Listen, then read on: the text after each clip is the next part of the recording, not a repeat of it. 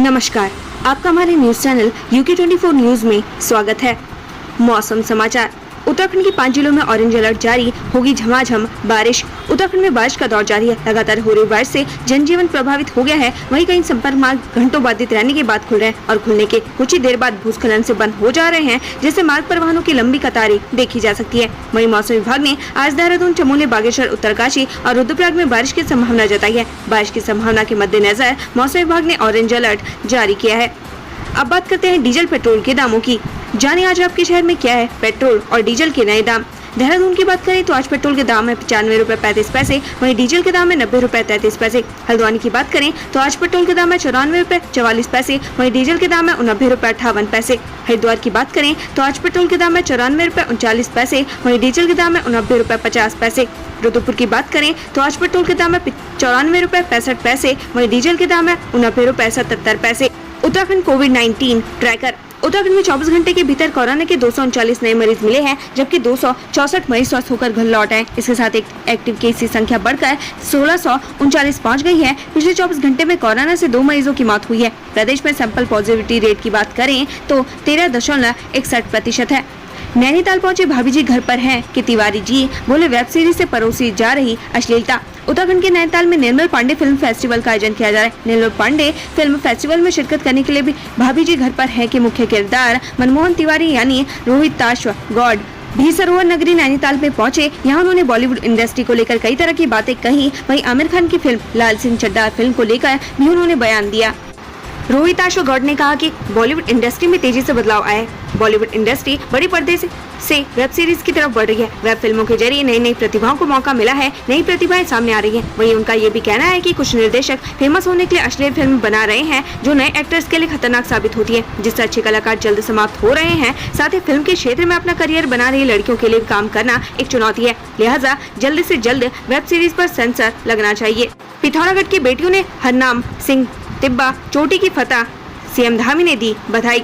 CM Pushkar Singh Dhami ने मेनका गुंजाल और कला बड़ाल को हरनाम सिंह तिब्बा चोटी फतह करने पर बधाई दी है।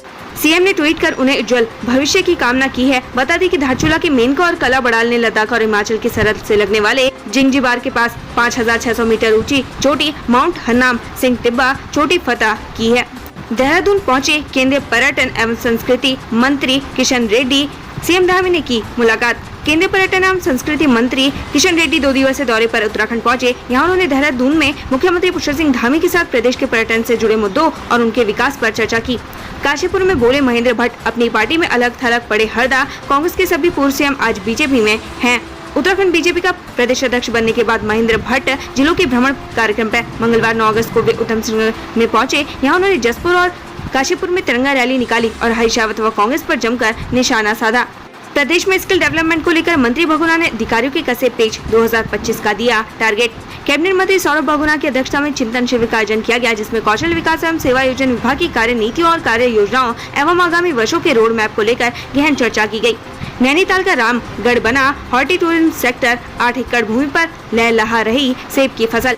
राजकीय उद्यान रामगढ़ की 8 एकड़ बंजर भूमि को उपजाऊ कर एप्पल ऑर्चर्ड व क्लोनल रूट स्टॉक नर्सरी बनाया गया। इसमें 2100 उच्च घनत्व सेब के मात्र वृक्ष लगाए गए हैं। इसके अलावा क्लोनल रूट स्टॉक नर्सरी के 6240 सेब के पौधों से कृषकों हेतु उच्च घनत्व के सेब पौधे बनाए गए हैं।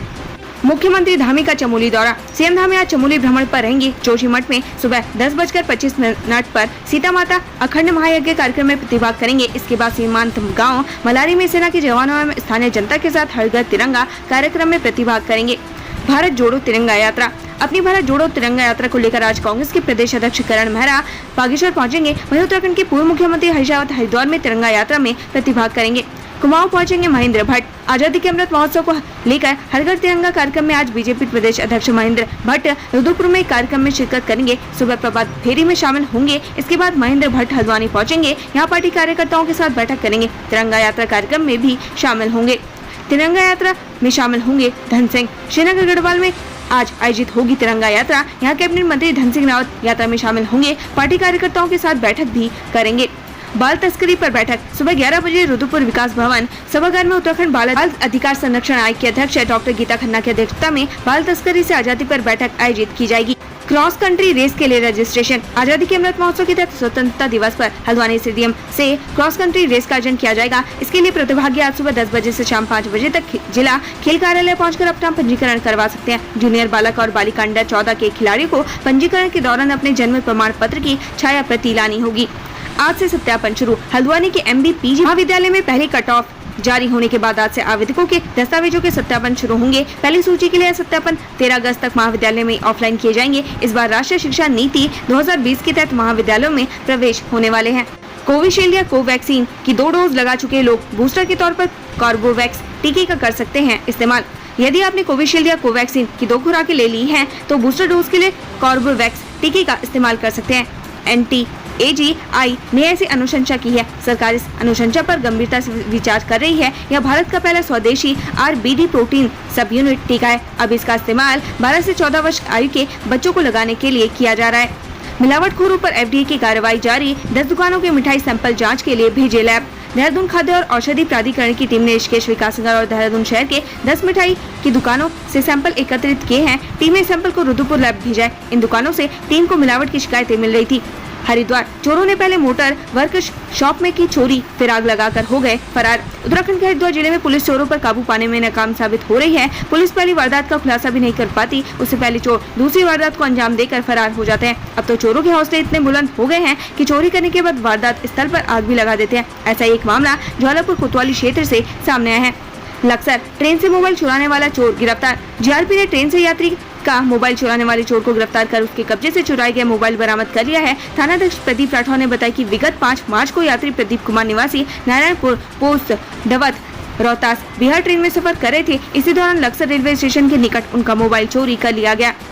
कूड़ा निस्तारण करने वाली 2 कंपनियों ने दी चेतावनी, काम बंद करने का दिया अल्टीमेटम। देहरादून में कूड़ा उठाना और निस्तारण करने वाली कंपनी ने नगर निगम को 31 अगस्त से काम बंद करने का अल्टीमेटम दिया है। कूड़ा निस्तारण करने वाली कंपनी चेन्नई MSW और 2019 में घर घर कूड़ा उठाने का काम देख रही रैम की कंपनी 1 सितंबर से कूड़ा निस्तारण और कूड़ा उठाने का कार्य ठप करने की चेतावनी दी है।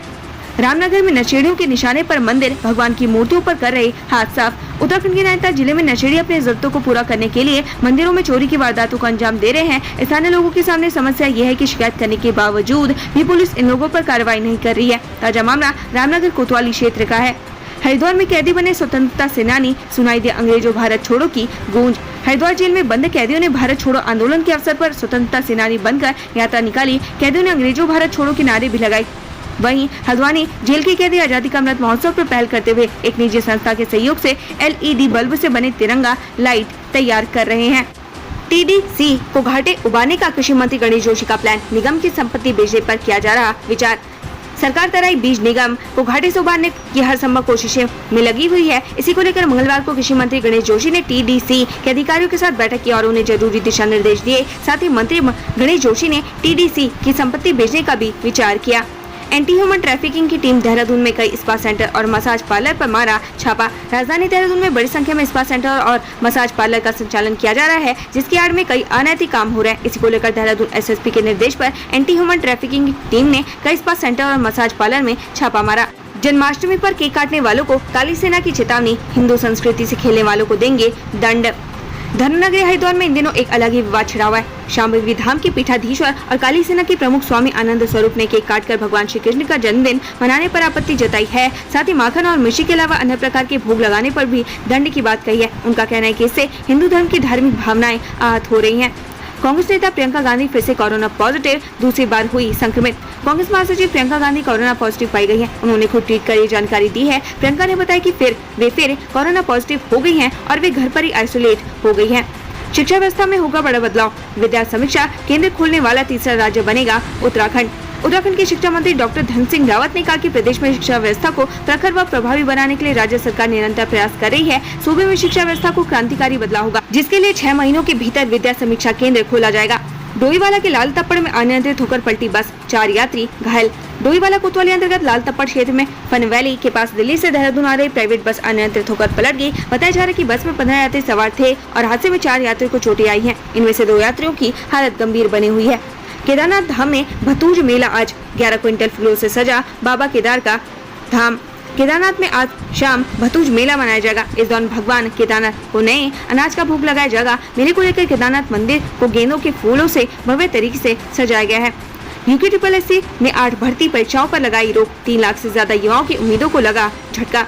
उत्तराखंड अधीनस्थ सेवा चयन आयोग ने 8 भर्ती परीक्षाओं पर रोक लगाई है। स्नातक स्तरीय भर्ती में पेपर लीक प्रकरण के बाद आयोग ने यह कदम उठाया है। दूसरी तरफ उत्तराखंड अधीनस्थ सेवा चयन आयोग में पिछले 8 महीनों से परीक्षा नियंत्रक यानी एग्जाम कंट्रोलर पद खाली है, जिसके चलते यह फैसला लिया गया है। ट्रैफिक जैम को लेकर एसएसपी सख्त, देर रात सड़क पर उतर जाना ट्रैफिक का हाल।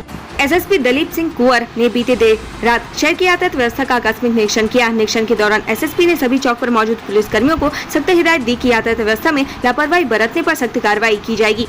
कॉमनवेल्थ गेम्स में उत्तराखंड के खिलाड़ियों का जलवा, लक्ष्य सेन से लेकर इसने राणा ने दिखाया कमाल।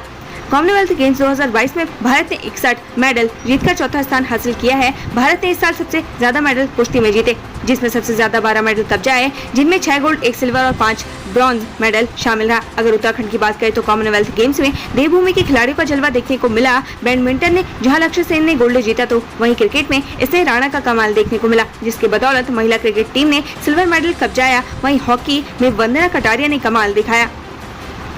उत्तराखंड से संबंधित ऐसी खबरें पाने के लिए हमारे चैनल को लाइक और सब्सक्राइब जरूर करें। धन्यवाद।